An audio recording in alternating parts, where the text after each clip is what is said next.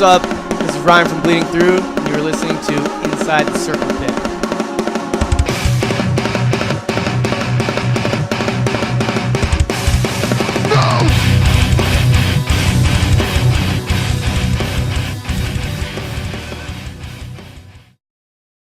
Erik here from Riff2 Detroit's Inside the Circle Pit, and I'm downtown Detroit for the final farewell tour stop here in Detroit for Bleeding Through, and I'm sitting here with Ryan from Bleeding Through. How you doing? I'm doing good. Trying to stay warm. Yeah, it seems that we're a little warm right now. We got a little heater behind us, so it's gotten a little nipply out here. A couple weeks ago, we were actually like 75 degrees. It's hard to believe. Now it's just bitter. So how's this tour been going so far? It's good. This pretty much marks the 1 week, and we're kind of getting into tour mode. It takes about a week to really kind of get in the swing of things, especially since we haven't toured a lot lately. Show's been good. All the bands are great. Everyone gets along. Kind of can't really ask for much more for a farewell tour. It's nice. Yeah. Now, I know you guys are kind of splitting up on good terms, but what really led to let's do at least a final farewell tour? We've been talking about it for a while. When this is all said and done, the farewell tour is going to take a while. When it's finally done, it's going to mark almost about 15 years of the band. And the amount of time that we've been a band and the amount of touring that we've done has really taken a toll on our personal lives.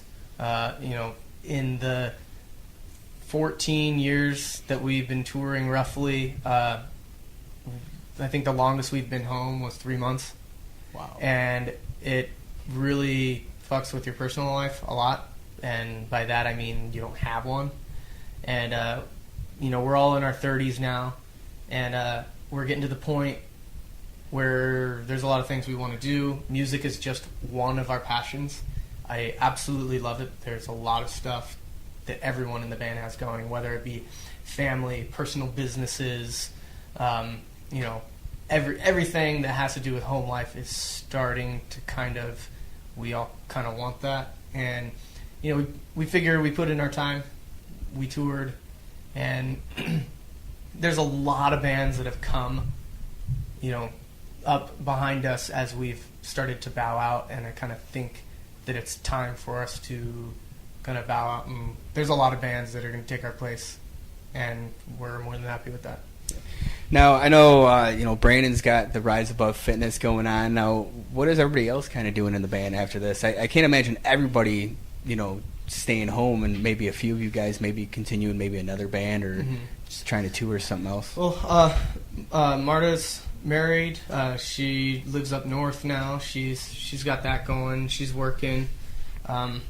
Scott, our guitar player that we just brought back with us, is playing the rest of the tours. He's got a family. He's still doing some music with some other projects. Our drummer Derek, he works in a machine shop. He's welding. He's like man shit. He's got 2 kids, wife, family. You be on the road, you don't get to see him that much, so he wants to be home too. Brandon owns his gym. Dave, our guitar player that's not with us, that we have Manny filling in for, he teaches guitar lessons, and he plays all sorts of different music projects and everything. And so being home for everyone's kind of cool. Dave is a lifer. He'll always play music, just not with Bleeding Through. He'll continue to do other things, so you'll see him on stage. And then me personally, I actually, as of right now, I am a professional beekeeper. That's my 40-hour-a-week job. And besides that, when I'm not doing that, I have a company called Hell America Customs, and it's custom paint, pinstriping, leather tooling, mainly motorcycle stuff, but I do all sorts of things. That's cool. Now, how did you get into beekeeping? Very, very randomly, a friend that I went to high school with started doing it as an amateur. Just they had a garden in at their house, and to up the production of vegetables and stuff, you get pollinators, and bees are number one pollinators. And she got bees, and I'd always see her posting on Instagram and Facebook about extracting the honey, and I'm always interested in anything that has to do with nature, so I wanted to check it out. And she met a bunch of people through networking and met this guy who had a company, and I was going to school when we weren't touring, and she asked me, hey, are you working right now? I'm like, yeah, I got a job, but I don't like it. I was doing construction or something like that. And just waiting between tours. I'm in between tours right now. It's pretty much what I'm doing. She's like, well, there's a guy who probably needs a hand And I didn't even ask what it was. I'm like, sure, let's check it out. I love doing odd jobs. And she's like, well, he owns this company called Gorilla Beekeepers. And they do hive placements. We do all organic, everything. That's awesome. It's such an odd job, but it's fucking awesome. It's pretty cool. That Really sounds weird. really neat. Now, you guys released The Great Fire last year. Did you guys have any idea that was going to be your last record when going into the studio? Or was there already talks about something like this? Not quite, but I think we all kind of knew it was headed that direction, just from the amount of time that we had spent at home before that record. We went into the studio with our friend at his house, and that was the first time we've ever done a record. Studios are pretty much obsolete nowadays. Other than if you're going to do live drums, you need a good sounding room, and you might get lucky and have a bedroom that sounds good for drums. But most of the time, that's not the case. We did the drums in the studio, and the rest was done on Pro Tools like you would do in a regular studio, but we did it at our friend's house. And the quality of the record speaks for itself. I'm really happy with it. I like the way it came out. And that was just done in a bedroom. So we took some time off before that and did the record, and it came out. We had about a week and a half worth of California release shows, and after that we were going to go on tour with Demon Hunter. Brandon ended up having to get his wisdom teeth removed. Wasn't aware of it. Flying up to Portland for the first show, the altitude really fucked with him.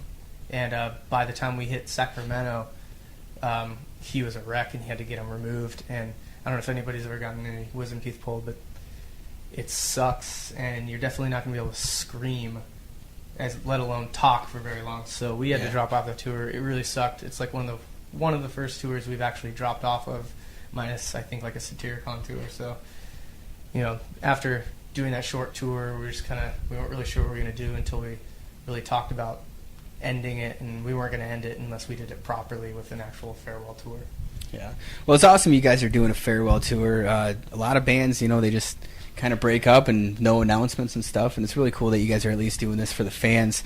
Now, are any of you guys having maybe second thoughts? You guys got 15 shows left on this tour. Now you said you're going to be doing other stuff too. Yeah. We got plenty to go. It's definitely weird. Part of me is happy with it because of how long we did it, and even our really, really good shows. We had our heyday. We're fully aware of that. We're not trying to live the dream. We know that in this music that you have your time, and like I said, other bands come up from behind and kind of take the win from you, and that's not a bad thing. That's a great thing. That means that the music scene is continuing on and kind of carrying on the torch for you. And there's bands like, perfect example, Miss May I. We took them on one of their first tours, and they were really, really young kids. And now, I follow some of those guys on Instagram, and I see photos from their tours playing, and they're headliners, and it's just they've blown up. And I kind of look at those as those guys. I hate to call them kids now, but they are young, and they're one of the bands that I'm happy that they're carrying on the torch. So we're not having second thoughts. Yeah, it's emotional. We don't take it lightly at all, but it's 15 years by the time we're done. I think with this genre of music, we're extremely lucky to have lasted as long as we did. Yeah, you guys have put your heart and soul into a band just like any other band does, so I can only imagine what it would be like when you're getting ready to near, the band's end. Yeah. Now, what are you going to miss most about touring yourself? I liked being on the road, seeing different cities every day. I don't like the travel, but I like being in a different city every day. When you're in a tour bus, it's a lot easier because you can sleep, and the drives are always at night. You don't have to worry about the driving, so you kind of just show up in the city without any responsibility.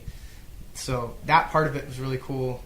I like going out to different restaurants, seeing friends in different cities. I can have friends in different states that I can keep in touch with and actually know that I will see them in a month or two, and as opposed to needing to fly out to go hang out for a week and then not see them for a year. We have friends in almost every single state, and I see them on a regular basis. It's kind of crazy. Yeah. So something like that, you don't really think about it until it's going to be done. And I think just seeing the things that we did, experiencing the things that we got to experience, it's life experience that you can't get unless you travel. And there's a lot of people that would trade all the money that they have and the stability that they have to do what we do. And I think kind of sometimes it's vice versa. You know, I kind of wish I had the stability, but at the same time, I would not give it for anything. But, you know, this is just the end of Bleeding Through. For me personally, it's not the end of touring. I have other things going on. I'm sure there's people in the band that have some other things. So traveling isn't 100% over for all of us, but the extent of what we do now is definitely over. That's cool. Now, you guys have played, you know, a lot of different places here in Detroit. You know, you did Ozfest up the road at DTE a few times. So you guys have played next door. What are your favorite memories of Detroit itself? Do you have any? We've played Detroit a bunch. We've got a lot of friends here, and I think one of the times that we played over here, a lot of the Black Dahlia guys came and hung out. Those guys are hilarious. I like hanging out with those guys. We played at is it St. Andrews Church? Yep. Yeah, St. Andrews. I remember that's one of the hottest shows I ever played. I ended up one of the few times I played shirtless, just for the sheer fact that I could not handle having a shirt on. Just like sweat dripping off the walls. The stage was so wet, we're just slipping all over the place. And some of the craziest shows we've ever played have been here. So it's really cool to have interviewing mid-interview. Fucking Scott. It happens. Well, you guys picked up an awesome lineup for this tour. Did you guys have any input in what bands you guys were going to take on the road for this farewell tour? Oh yeah. For the most part, every Bleeding Through headliner that we do, we have everything. Everything that gets done, we pretty much have a say in. You know, we take advice, obviously, from management, and, you know, this band's drawing really good, or if we haven't heard of a band and someone goes, oh, you need to check out this band, it would probably be really good to have them, like, first to five or something like that. We always like outside opinions, but when it comes down to it, Bleeding Through has always been the band of, this is what we want to do, this is what we don't want to do, this is where we want to go, this is where we don't want to go. And that stayed true for the past 15 years. Yeah, so that's awesome. This is no different. That's cool. And I know I actually talked to Adam from Oceano not too long ago, and he was telling me about how you guys have been a big influence on him. So I'm sure for some of these band members and other bands, it's got to be really big for them and to be a part of something like this too. That's crazy to think, you know, like, you know, we've heard some of those guys say that on stage, and it's humbling. It's fucking crazy. I started this band when I was 19, and we toured with bands who I looked up to, and now we're the fucking old dudes. It's weird, and there's these bands that we're touring with that they come, you know, the first few days, not any of these guys. We've toured with these bands a few times, but, you know, some of the bands we take on tour come up to us and be like, oh, I've been listening to you since, you know, I was a kid and since I was in high school. You guys really influenced me or got me to play an instrument and everything. That's a fucking mind blower. It's weird. I never get used to it. I don't think I ever want to get used to it. And every time it happens, it's a humbling experience. It's really cool. It's grounding. Yeah, that's awesome. Now, you guys have released 7 albums, and then you guys also had a DVD come out. I know you guys weren't really too happy with, like, This Is Love, This Is Murderous, but I know a lot of fans absolutely love that album. What albums stand out to you the most that you like playing songs from in these live shows? I'd have to say my favorite records would be Declaration and The Truth. In that order. Doing The Truth with Rob Caggiano, who is used to play for Anthrax now. I think he's I want to say he's in Volbeat now or something like that. I can never keep up. But he was a lot of fun to work with. We did it in our practice space, so we showed up every day and worked kind of like a 9 to 5. And he's from New York, so he's staying out near us, so we were taking him around town, kind of fucking around with him. I'd always give him shit. I love messing with people, and he was a fun one to mess with. And then Declaration, we went up to Vancouver and did it with Devin Townsend. Okay. And his music is awesome. I really like the way we recorded with him. We were in a room for 10 days straight, just going over the songs and structuring them. And he really helped like produce some of the songs that were really good. He made like all the perfect finishing touches. And his input was awesome, and he's like a fucking mad scientist. The dude like never sleeps. He has all these crazy ideas. He'll call us at like 3 a.m. He's still editing. He doesn't go home. Sleeps on the couch. And he's just, oh, check this out. I did this last night with the song, and it's just the whole experience of going up there. And it was dark every day. It was just gray, and I think that kind of just added to the experience of it. And it rained all the time, so it's kind of eerie. A lot of fun going up and recording that last one. That's cool. Now, there's a term I've heard that I don't know if many bands know of. It's called oil spotting. It's basically where I haven't heard that. Okay, it's kind of interesting. I know nowadays it's a little harder because people have cell phones. But has there ever been an occurrence where it's ever been left behind? Yes. A few times in the States, once in Europe. Europe's hard because sometimes your phones don't work. Or back in the day when you didn't have phones, and you're paying $5 a minute to call home with euros. Yeah, that's happened. We've left Scott Deneau behind a couple times. What about you? Have you ever been? I'm pretty good. I either have my phone in my pocket, or if the bus driver stops at a rest stop or something like that. The trick is you put something in the driver's seat, so when he comes back, he knows that it's there. And he goes, oh, well, someone must be leaving the bus. But a lot of people don't do that, and they get left behind, and it's either in the middle of the night when they have to go to the bathroom, and they leave their phone in their bunk, and that's the end of that. And then... What's the furthest you guys have gone without... About an hour. About an hour. An hour down the road, and then we get a phone call, and we debate not turning around. I think it would be awesome just to say, sorry, you fucked up. Call a cab. Catch a plane. Yeah, I think that you wouldn't do it again, so I think it'd be pretty funny. But yeah, it's only happened a few times, but we're pretty conscious about not leaving people behind, checking bunks and stuff like that. Awesome. Now, do you have any advice for any aspiring musicians that are, growing up nowadays? So music's a lot tougher now because you had MySpace go through that phase. Facebook's been helping. Now social media is just ridiculously huge. Yeah. What advice do you have? It's gotten easier, and it's gotten harder, equally. I think, with social media, you can start a garage band with your friends, record a few songs, which is much easier nowadays to do. We didn't have GarageBand when I was growing up in my first band. You couldn't record. You had to get a 8-track recorder on a cassette tape and set up a mic, and it still sounded like shit. And now you can record these quality recordings, especially if you got a computer savvy kid in your group, and you can produce these awesome songs and put them out on your Facebook and put tags in your Instagram, and thousands of people find out about your band before you even have a full lineup.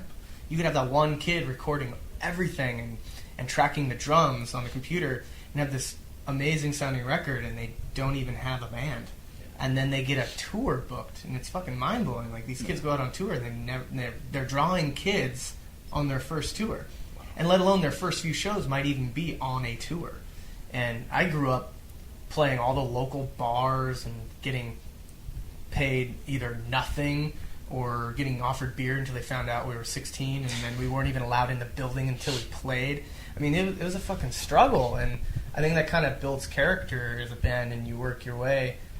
And that part is easier with the social media. But at the same time, to continue being a band and do the thing, I think with social media, it's hard to make any money doing it. And you really, really need to love what you do. If you're, especially with this kind of music, there's no fucking money in it. If you want to do this, you better not be doing it for money, because you're wasting your fucking time. And it needs to be your first passion, and you need to do it for free, or you need to pay to do it for a few years to kind of like earn your stripes. You have to start from touring in a Honda Civic to working your way up to like a Ford Explorer, and then get a van, and then sleep in the van at night and freeze your balls off and kind of earn your stripes, so when you get to a bus situation, no one can really talk shit on you, because even if they don't like your band, you still earned your keep. And I think making money due to downloads and stuff in social media, everyone can just take your stuff, and it's a trade-off. Your band can get popular, and you can continue to do things for next to nothing because of how easy it is for everyone to get your music. And with the way it goes, I would rather have people have a lot of our music than to try to make money and sell these records and not have a way to download them, because we've sold X amount of records, but I guarantee you the amount of people that have them probably quadruple 10,000 times more than who have actually bought it. So as long as we draw out shows, I'm happy. Record sales don't mean shit nowadays. All right. right. Now, I've been a huge fan, of you guys for, I think when you guys first played Ozfest is when I first heard of you guys. Been a huge fan ever since. What do you have to say for the fans in Detroit for their support? Every time we've come here, it's been fucking awesome. It's never been bad. Even the small shows have been just like chaotic and a lot of fun. And I guess it's just, I really appreciate it. It's mind-blowing. I started the band when I was 19. I'm 31 now, and we kept coming back here. And it's humbling, and I respect you guys for it, and thank you very much. Awesome. Well, thanks, dude. Good luck on everything. Appreciate all your guys' hard work and giving out the fans like some amazing live shows over the years. Thank